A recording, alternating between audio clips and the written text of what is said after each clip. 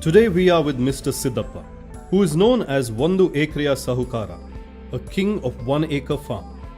Let's listen to an inspiring story of Mr. Siddappa, who is from a small village near Chitradurga, but is a champion with his best practices. ನಮಗೆ 1 ಎಕರೆ ಜಮೀನಿದೆ. 1 ಎಕರೆ ಜಮೀನಿನಲ್ಲಿ ನಾವು ಸಮಗ್ರ ಕೃಷಿ ಪದ್ಧತಿಯನ್ನು ಅಳವಡಿಸಿಕೊಂಡಿದ್ದೀವಿ.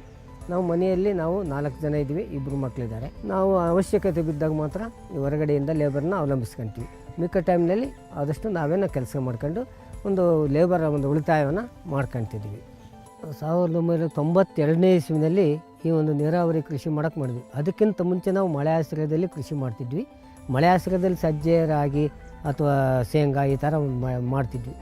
Champion farmer follows several practices like integrated farming practices and diversified cropping system, efficient water and soil management, energy efficient integrated farming system, exhibits innovativeness and marketing linkages, circular resources management in the farm. He has adopted year-round revenue model through adoption of climate-related challenges and adaptation through crop planning looks like in an integrated farm. Borewell ಹಾಕ್ಸಿದ್ವಿ. ಬೋರ್ವೆಲ್ಲಲ್ಲಿ ನಮಗೆ 1.5 inch ನೀರು ಬಂತು. ಕೇವಲ 3/4 ಎಕರೆಯಲ್ಲಿ 200 ಮಾತ್ರ ದಾಳಿಂಬೆ ಗಿಡ ಇಟ್ಕೊಂಡ್ವಿ. ಇನ್ನು ಉಳಿಕೆಯಾದಂಥ 10 ಗುಂಟೆನಲ್ಲಿ ಮನೆ, ದನಗಳ ಕೊಟ್ಟಿಗೆ ಇದಕ್ಕೆಲ್ಲ ಸುಮಾರು 1 ಗುಂಟೆ 2 ಗುಂಟೆ ಜಮೀನು ಹೋಯಿತು. ಇನ್ನು ಮಿಕ್ಕಿದ್ರಲ್ಲಿ ನಾವು 4 ಗುಂಟೆಯಷ್ಟು ಮಲ್ಲಿಗೆ ಗಿಡ, 60 ಮಲ್ಲಿಗೆ ಗಿಡ ಹಾಕ್ಕೊಂಡ್ವಿ. ಸೇವಂತಿಗೆ ಇದೊಂದು 4 ಗುಂಟೆ ಇದೆ. ನಾವು ನಮ್ಮ ಜಮೀನು ಸುತ್ತನ 100 ಕೃಷಿ ಅರಣ್ಯ ಅಂತ ಬೆಳೆಸಿದ್ದೀವಿ. ಇಲ್ಲಿ ಸಿಲ್ವರ್ ಓಕ್ ಇದೆ, ಟೀಕ್ ಇದೆ, ಹೆಬ್ಬೇವು ಇದೆ. ಇದೇ ನಾವು ಫಿಕ್ಸೆಡ್ ಡಿಪಾಸಿಟ್ ಅಂತ 10-20 ವರ್ಷಕ್ಕೆ ಮಾಡ್ತೀವಲ್ಲ, ಆ ಟೈಪ್ ನಮಗೆ ಇದು ಒಂದು ಉಪಯೋಗ ಆಗುತ್ತೆ. ನಾವು ಈ ಅರಣ್ಯ ಕೃಷಿ ಜೊತೆಗೆ ಅಲ್ಲಲ್ಲಿ ಬದುಗಳಲ್ಲಿ ನಾವು ಬಾಳೆ ಗಿಡ ಹಾಕಿದ್ವಿ, ಹಣ್ಣಿನ ಗಿಡಗಳು ಹಾಕಿದ್ವಿ. ಈಗ ಇಲ್ಲಿ ಬದುನಲ್ಲಿ ಒಂದಿಷ್ಟು ಜಾಗ ವೇಸ್ಟ್ ಆಗ್ದಂಗೆ ಒಂದೇ ಹತ್ರ ಮಾಡಿರೋದ್ರಿಂದ ನಮಗೆ ಏನಾಗುತ್ತೆ ಅಂದರೆ ಬಾಳೆ ಗಿಡನೂ ಬೆಳೀತೈತೆ, ಅಡಿಕೆ ಗಿಡನೂ ಬೆಳೀತೈತೆ. ಇದ್ರ ಮಧ್ಯೆ ಏನಾದರೂ ಬಳ್ಳಿ ತರಕಾರಿ ಹಾಕಿದರೆ ಆ ಬಳ್ಳಿನೂ ಇದು ಕಂಟಿಸ್ಕೊಂಡು ಬರ್ತೈತೆ. ಒಂದೇ ಜಾಗದಲ್ಲಿ ಎಲ್ಲ ಬೆಳೆಗಳೂ ಬೆಳೀತವೆ. 60-65 ಗಿಡ ಹಾಕಿದ್ದೀವಿ. ಜಾಗ 3-4 ಗುಂಟೆ ಐತೆ ಸರ್. ಇದು ಪ್ರತಿದಿನ ನಾವು ಹೂವು ಬಿಡಿಸ್ತಿರ್ತೀವಿ. ಇದನ್ನ ಪ್ರತಿದಿನ ಮಧ್ಯಾಹ್ನ ಅಷ್ಟೊತ್ತಿಗೆ ಮಾರ್ಕೆಟ್ಗೆ ಹೋಗುತ್ತೆ. ಇದನ್ನು ವ್ಯಾಲ್ಯೂ ಅಡಿಷನ್ ಮಾಡಿ ಅಂದರೆ ಬಿಡಿಸಿ ಕಟ್ಟಿ ಮಾರಾಟ ಮಾಡ್ತೀವಿ. ಒಂದು ತಿಂಗಳಿಗೆ 40,000-50,000 ರೂಪಾಯಿ ಆಯಿತು. ಆ ಥರ ಇವತ್ತು ತರಕಾರಿ ಹಾಕಿದ್ವಿ. ತರಕಾರಿಯಲ್ಲಿ ಬದನೆ ಹಾಕಿದ್ವಿ, ಜವಳಿ ಹಾಕಿದ್ವಿ, ಮೆಣಸಿನ ಗಿಡ ಹಾಕಿದ್ವಿ. ಇದನ್ನೆಲ್ಲದೂ ಒಂದು ಸ್ವಲ್ಪ ನಾವು ಸಣ್ಣದಾಗಿ ನಾವು ಮನೆ ಬಳಕೆಗೆ ತರಕಾರಿ ಹಾಕೊಂಡ್ರೆ 20,000 ರೂಪಾಯಿ ನಮ್ಮ ಹೊಲದಿಂದ ಆದಾಯ ಬಂದಂಗೆ ಆಗುತ್ತೆ. ಇದು ನಮ್ಮದು ಒಂದು ಅಮೃತ್ ಮಹಲ್ ಅಂತ ಇದು ತಳಿ. 2 ಹಸುಗಳಿಂದಲೇ ಖರ್ಚೆಲ್ಲ ಕಳೆದು ಅದಕ್ಕೆ ಏನು ಆಹಾರ ಕೊಡ್ತೀವಿ, ಫುಡ್ ಕೊಡ್ತೀವಿ, ಎಲ್ಲ ತೆಗೆದ್ರೂ 1 ಲಕ್ಷ ರೂಪಾಯಿ ಮಿನಿಮಮ್ ಆದಾಯ ಇರ್ತೈತಿ. ನಾವು ನಮ್ಮ ಹಸುವಿನಿಂದ ಬರ್ತಕ್ಕಂಥ ಸಗಣಿನ ನಾವಿಲ್ಲಿ ಬಯೋಗ್ಯಾಸ್ ಪ್ಲಾಂಟ್ ಮಾಡ್ಕೊಂಡಿದ್ವಿ. ಬಯೋಗ್ಯಾಸ್ ಪ್ಲಾಂಟ್ಗೆ ಇಲ್ಲಿ ಹಾಕ್ಬಿಟ್ಟು ನಮ್ಮ ಮನೆಗೆ ಆಗೋವಷ್ಟು ಗ್ಯಾಸ್ ಉತ್ಪತ್ತಿ ಆಗುತ್ತೆ. ನಾವು ಬಯೋಗ್ಯಾಸಿಂದ ಬರೀ ಸ್ಲರಿನ ಉಪಯೋಗಿಸ್ಕೊಂಬಿಟ್ಟು ನಮ್ಮ ಹೊಲದಲ್ಲಿ ಬರ್ತಕ್ಕಂಥ ಕೃಷಿ ತ್ಯಾಜ್ಯಗಳು ಅದನ್ನೆಲ್ಲ ಇದಕ್ಕೆ ಹಾಕ್ತೀವಿ. ಲೇಯರ್ ಬೈ ಲೇಯರ್ ಹಾಕ್ಕೊಂಡು 1 ಲೇಯರು ಸ್ಲರಿ ಹಾಕ್ತೀವಿ. ನಾವು ಒಳ್ಳೆ ಕಾಂಪೋಸ್ಟ್ ಆಗಿ ರೆಡಿ ಆಗಿಬಿಡುತ್ತೆ ಸರ್. ನಾವೀಗ ನಮ್ಮ 1 ಎಕರೆ ಜಮೀನಿಗೆ ಕನಿಷ್ಠ ಅಂದರೆ 50,000 ರೂಪಾಯಿ ಗೊಬ್ಬರ ತಯಾರು ಮಾಡ್ಕೊತೀವಿ. ಎರೆಹುಳು ಗೊಬ್ಬರಕ್ಕೆ ಇದನ್ನು ಉಪಯೋಗಿಸ್ತೀವಿ, ಕಾಂಪೋಸ್ಟ್ ತಯಾರಿಕೆಗೆ ಉಪಯೋಗಿಸ್ತೀವಿ. ನಮ್ಮಲ್ಲಿ ಬಿದ್ದಿರ್ತಕ್ಕಂಥ ಯಾವುದೇ ಒಂದು ಗಿಡದ ಎಲೆ, ಕಡ್ಡಿ, ಕಸ ಏನೇ ಆಗಿರ್ಬೋದು ಅದನ್ನೆಲ್ಲದನ್ನು ಮತ್ತೆ ನಾವು ಉಪಯೋಗಿಸಿ ಅದನ್ನು ಗೊಬ್ಬರವಾಗಿ ಪರಿವರ್ತನೆ ಮಾಡಿ ಹಾಕೋದ್ರಿಂದ ಏನಾಗುತ್ತೆ ಅಂದರೆ ಸುಸ್ಥಿರ ಕೃಷಿ. ನಮ್ಮ ಹೊಲ ಒಂದು ಉತ್ಕೃಷ್ಟತೆಯನ್ನು ಕಾಪಾಡ್ಕೊಂಡು ಬರೋ ಅಂಥ ಒಂದು ಜಮೀನಾಗೋದ್ರಿಂದ ಬರ್ತಾ ನಮಗೇನಾಗುತ್ತೆ ಅಂದರೆ ಗೊಬ್ಬರದ ಖರ್ಚು ಕಡಿಮೆ ಆಗ್ತೈತಿ. ನಾವು ನಮ್ಮ ಜಮೀನಲ್ಲಿ ಈ ಥರ ಕಳೆ ಎಲ್ಲ ಉಟ್ಬಿಡುತ್ತೆ. ಇದನ್ನೇನು ಮಾಡ್ತೀವಿ ಅಂತಂದರೆ ಟ್ರ್ಯಾಕ್ಟರ್ನಲ್ಲಿ ಇದನ್ನು ಮಲ್ಚಿಂಗ್ ಮಾಡ್ತೀವಿ.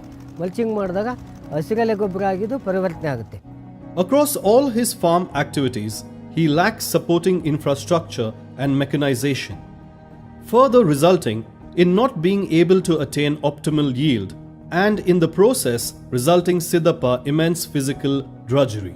ಹವಾಮಾನ ಬದಲಾವಣೆ ಅಂದಾಗ ನಮಗೆ ಒಂದು ಅತಿವೃಷ್ಟಿ ಆಗುತ್ತೆ, ಅನಾವೃಷ್ಟಿ ಆಗುತ್ತೆ, ಗಾಳಿ ಬರುತ್ತೆ, ಮತ್ತು ಪ್ರಕೃತಿಯಲ್ಲಿ ಕೆಲವಾರು ಕ್ರಿಮಿಕೀಟಗಳು ಬರ್ತವೆ.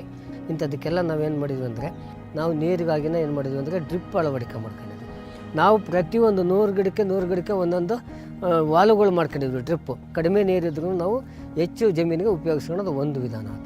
ಅತಿಯಾಗಿ ಮಳೆ ಬರ್ದಂಗಿದ್ದು ಎಂದೋ ಒಂದಿನ ಮಳೆ ಬರುತ್ತೆ, ಅವತ್ತು ಮಳೆ ಕೊಯ್ಲು ಅಂತ ಬದು ನಿರ್ಮಾಣಗಳು ಮಾಡ್ಕೊಂಡು ನಮ್ಮ ಜಮೀನಲ್ಲಿ ಮಳೆ ತಡೆಯೋದು, ಅದು ಒಂದು ವಿಧಾನ ಮಾಡ್ಕೊಂಡು.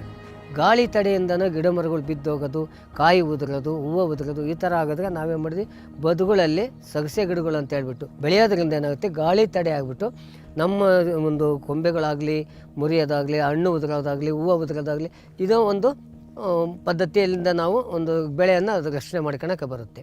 ಆಯಾ ಹವಾಗುಣಕ್ಕೆ ತಕ್ಕಂತೆ ಬೆಳೆಗಳನ್ನ ಪರಿವರ್ತನೆ ಮಾಡ್ಕೊಂಡ್ರೆ ನಮಗೆ 3 ಹವಾಗುಣದಲ್ಲೂ ನಾವು ಬೆಳೆಗಳನ್ನು ಬೆಳೆಬೋದು. ಅದನ್ನು ಒಂದು ಸುಸ್ಥಿರ ಕೃಷಿ ಅಂತ ನಾವು ಅಂದ್ಕೋಬೋದು. ಸಾವಯವ ಕೃಷಿ, ಸುಸ್ಥಿರ ಕೃಷಿ, ಸಮಗ್ರ ಕೃಷಿ, ಈ 3 ಒಂದು ಪದ್ಧತಿಗಳನ್ನು ನಾವು ಅಳವಡಿಸ್ಕೊಳ್ಳೋದ್ರಿಂದ ಏನಾಗುತ್ತೆ ಅಂದರೆ ಕ್ರಮೇಣವಾಗಿ ನಾವು ಈ ರಾಸಾಯನಿಕ ಪದ್ಧತಿನ ಕೈ ಬಿಡ್ಬೋದು. ಇದೆಲ್ಲ ಒಬ್ಬ ರೈತನಿಗೆ ಗೊತ್ತೈತೆ ಅಂದರೆ ಇದಕ್ಕಿಂತ ಶ್ರೀಮಂತಿಕೆ ಇನ್ಯಾವುದೂ ಇಲ್ಲ. The limitation of Siddhapa's farm would be geographical disadvantage of receiving low rainfall. Also, the limited area of land curtails him to grow his own fodder for hide cattle. ನಾವು ಮೇವಿನ ಬೆಳೆಗಳು ಅಂದರೆ ಈ ಥರ ಈಗ ಏನು ನಾವು ಬದುಗಳು ನಿರ್ಮಾಣ ಮಾಡ್ಕೊಂಡಿದ್ವಿ ಅಲ್ಲೆಲ್ಲ ಇದನ್ನು ಹಾಕ್ಕೊಂಡಿದ್ವಿ. ಇವಾಗ ಹುಲ್ಲು ನಮ್ಗೆ ಆಗೋವಷ್ಟು ಹುಲ್ಲು ಬೆಳಿಬೇಕಂದ್ರೆ ಕಷ್ಟ ಆಗುತ್ತೆ. ಬೇಸಿಗೆನಲ್ಲಿ ಇನ್ನೂ ಹೇಳ್ಬೇಕಂದ್ರೆ ನೀರು ಕಡಿಮೆ ಇರ್ತವೆ. ನಮ್ಮದು ಒಂದು ಸ್ವಲ್ಪ ಬಿಸಿ ವಾತಾವರಣ ಪ್ರದೇಶ, ಹಂಗಾಗಿ ಹಸಿ ಮೇವಿಂದು ಸಮಸ್ಯೆ ಆಗುತ್ತೆ. ಅಂಥ ಸಮಯದಾಗ ಈ ಹೈಡ್ರೋಪೋನಿಕ್ಸ್ ಅನ್ನೋದು ಒಂದು ವರದಾನ ಅಂತ ಹೇಳ್ಬೋದು. Solar powered automatic hydroponic fodder unit has been introduced against conventional method of hydroponics using sprouted maize seeds are fed to cattle. ಇದರಲ್ಲಿ ನಾವು ಹಿಂದೆ ಏನು ಮಾಡ್ತಿದ್ವಿ ಅಂದರೆ ಈ ಬೇರೆ ಬೇರೆ CO3, CO4 ಈ ಥರ ಒಂದು ಹುಲ್ಲಿನ ಬೆಳೆಗಳನ್ನ ನೀರನ್ನು ಹಾಯಿಸ್ಬಿಟ್ಟು ನೆಲದ ಮೇಲೆ ಬೆಳೀತಾ ಇದ್ವಿ. ಅದು ನಮಗೆ ಜಾಸ್ತಿ ನೀರು ಬೇಕಾಗಿತ್ತು, ಜಾಸ್ತಿ ಜಾಗ ಬೇಕಾಗಿತ್ತು. ಆಮೇಲೆ ಅದು ಬೆಳೆಯೋದಕ್ಕೂ ಸ್ವಲ್ಪ ಟೈಮ್ ಜಾಸ್ತಿ ತಗೊಳ್ತಾ ಇತ್ತು. ಅದು ನಾವು ಒಂದು ನಾಟಿ ಮಾಡಿದ ಮೇಲೆ ಒಂದು 2 ತಿಂಗಳು 2.5 ತಿಂಗಳವರೆಗೂ ಟೈಮ್ ಬೇಕಾಗಿತ್ತು. ಈ ಒಂದು ಯೂನಿಟ್ ಕೊಟ್ಟಿರೋದ್ರಿಂದ ನಮಗೆ ಉಪಯೋಗ ಏನಾಗುತ್ತೆ ಅಂದರೆ ಕಡಿಮೆ ಜಾಗದಲ್ಲಿ, ಕಡಿಮೆ ಸಮಯದಲ್ಲಿ, ಕಡಿಮೆ ನೀರಿನಲ್ಲಿ ನಮಗೆ ಅತಿ ಶೀಘ್ರದಲ್ಲಿ ಅಂದರೆ 1 ವಾರದಲ್ಲಿ ಅಥವಾ 10 ದಿವಸದಲ್ಲಿ ನಾವು ಮೇವನ್ನು ಬೆಳ್ಕೊಂಡು ನಾವು ದನಗಳಿಗೆ ಕೊಡೋವಂಥ ಒಂದು ವ್ಯವಸ್ಥೆ ಇದರಲ್ಲಿದೆ. ಇದರಲ್ಲಿ ನಾವು 24 ಟ್ರೇಗಳನ್ನು ಕೊಟ್ಟಿದ್ದಾರೆ. ಈ ಮೆಕ್ಕೆಜೋಳವನ್ನು 24 ಗಂಟೆ ನೆನೆಸಿ 48 ಗಂಟೆ ಅದನ್ನು ಮೊಳಕೆ ಬರೆಸಿ ಆಮೇಲೆ ನಾವು 9 ದಿವಸ ನಾವು ನಾವು ಈ ಒಂದು ಟ್ರೇನಲ್ಲಿ ಹಾಕ್ಬಿಟ್ಟು ಒಂದು ಸೋಲಾರ್ ಪವರ್ ಎನರ್ಜಿ ಉಪಯೋಗಿಸ್ಕೊಂಡ್ಬಿಟ್ಟು ತಾನಾಗಿಯೇ ಆಟೋಮೆಟಿಕ್ಕಾಗಿ ನೀರು ಸ್ಪ್ರೇ ಆಗುತ್ತೆ. ಇಲ್ಲಿ ಪ್ರತಿ ನಾವು 30 ಸೆಕೆಂಡು ಒಂದು ಸ್ಪ್ರೇ ತಗೊಳುತ್ತೆ.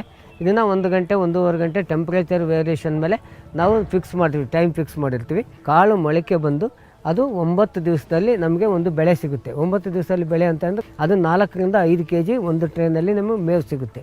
2 ದನಗಳಿಗೆ ಪ್ರತಿನಿತ್ಯ 2 ಟ್ರೇಗಳನ್ನು ಅಂದರೆ 8 kg ಅಥವಾ 10 kg ಮೇವನ್ನು ನಾವು ತಗೊಂಡು ಪ್ರತಿಯೊಂದು ದನಕ್ಕೂ 5-5 kg ಮೇವು ಬೆಳಗ್ಗೆ ಕೊಡೋಕ್ಕೆ ನಮ್ಗೆ ಅನುಕೂಲ ಆಗ್ತೈತಿ. ನಾವು ಸುಮಾರು 1 ತಿಂಗಳು ಕಂಟಿನ್ಯೂಸ್ ಇದನ್ನ ಹಾಕಿ ನೋಡಿದಾಗ ನಮ್ಮದು 2 ಲೀಟ್ರ್ ಕೊಡ್ತಿದ್ದಂಥ ಹಸುಗಳು 2.5, 3, 2.25, 3 ಲೀಟ್ರ್ ಈ ಥರ ಒಂದು ನಮಗೆ 1 ತಿಂಗಳಲ್ಲಿ ಅದ್ರ ವ್ಯತ್ಯಾಸ ಕಂಡೈತೆ. ಆಮೇಲಿಂದ ಹಾಲಿನಲ್ಲಿ ಒಂದು ಕ್ವಾಲಿಟಿ ಇವತ್ತೇನು SNF ಬರಬೇಕು ಅಥವಾ ಡಿಗ್ರಿ ಬರಬೇಕು ಇದೆಲ್ಲ ಸಮೇತನೂ ನಮಗೆ ವ್ಯತ್ಯಾಸ ಆಗಿದೆ. 6 ಡಿಗ್ರಿವರೆಗೂ SNF ನಮಗೆ ಇದು ಬಂದೈತೆ. ನಮಗೆ ಮೊದಲು 22-23 ರೂಪಾಯಿ ಸಿಗ್ತಿದ್ದಂಥದ್ದು ಇವತ್ತು 29 ರೂಪಾಯಿ 60 ಪೈಸದವರೆಗೂ ಹಾಲಿನ ದರ ಜಾಸ್ತಿ ಆಗೈತೆ. ಇಲ್ಲಿ ನಾವು ಖರ್ಚು ಕಡಿಮೆ ಆಗಿರ್ತೈತೆ. ಅಂಥ ಹೆಚ್ಚಿನ ಶ್ರಮ, ಹೆಚ್ಚಿನ ಖರ್ಚು ಇರಲ್ಲ. ಇದರಲ್ಲಿ ಹಾಲಿನ ಉತ್ಪಾದನೆಯೂ ಜಾಸ್ತಿ ಆಗುತ್ತೆ, ಕ್ವಾಲಿಟಿ ಜಾಸ್ತಿ ಆಗುತ್ತೆ, ಹೆಚ್ಚು ಆದಾಯನೂ ಬರ್ತದೆ. ಇಂಥ ಒಂದು ಎಲ್ಲ ರೀತಿಯಿಂದಲೂ ಉತ್ತಮವಾದಂಥ ಒಂದು ಘಟಕವನ್ನು ಸೆಲ್ಕೋ ಫೌಂಡೇಶನ್ನಿಂದ ನಮಗೆ ಕೊಟ್ಟಿದ್ದಾರೆ. ಇದು ತುಂಬ ಉಪಯುಕ್ತವಾದಂಥ ಒಂದು ವ್ಯವಸ್ಥೆ. The farmer demonstrated a resilient ecosystem that can be built through adoption of sustainable and holistic approach in agriculture. With the integration of renewable energy can catalyze the efforts of a farmer in mitigating and adapting climate change.